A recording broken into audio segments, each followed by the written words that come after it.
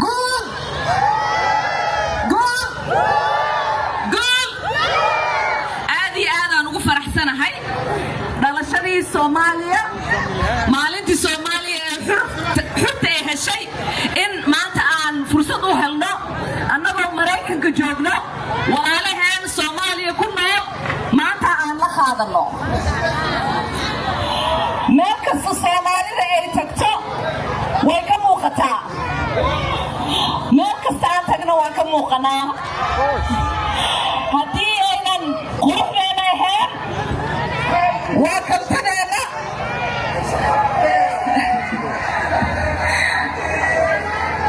haddii aynan quruxdeena ahayn haddii aynan kaltideena ahayn haddii aynan ahayn cuntadeena macaan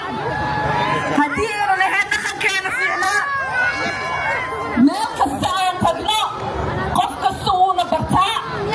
wixii aan nahay haddii aan nahay dad Soomaali ah waxaan aad iyo aad ugu faannaa in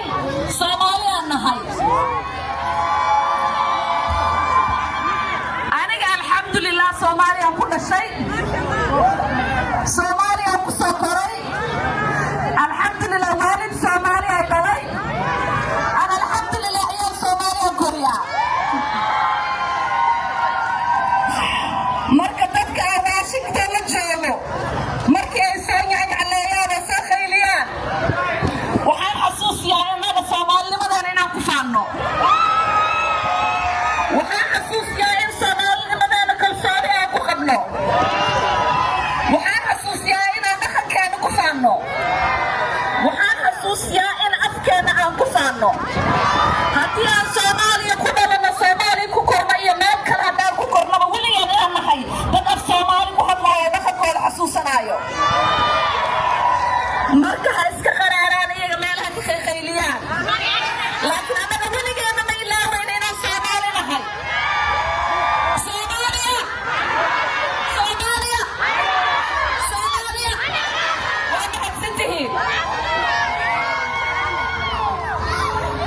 maanta waxaan fursad u haysanaa in aan ka maqalno dad kaleete oo na matalo haddii annaga Soomaali Minnesotans aan nahay sidaad u ogtihiin dad badan aa sanadkan sharaxan doorashada dhacaysa Agost 11ka aniga waan ku qoranahay baaladkiisa marka waxaan idin ka codsanayaa inaad ii codaysiin waxaan kaloo idinka codsanayaa in aad u codaysiin dadka aniga aan taageeray sababta aan idinku weydiinayo inaad dadka aniga aan taageeray ugu codaysiin waxay tahay dadkaas waa dad aniga aan la soo shaqeeyey dadkaas waa dad aniga garab istaagay waana dad aan kalsooni ku qabno in annaga haddii aan Soomaali nahay danaheena ilaalinayo aanana dayacaynin marka dadkaas waxaa ka mid ah gabar 8 sano ugu soo dambaysay ahayd lieutenant governor oo maantana u tartamayso in ay Congress ilaada aniga oo ay matasho reer Minnesota waxay u tartamaysaa sanadka magaceeda waxaa la dhahaa Peggy Flanagan aniga kala markii la doortay oo Minnesota aan idin matali jiray in St. Paul ani iyada isku marada la doortay waan isla shaqayn jirnay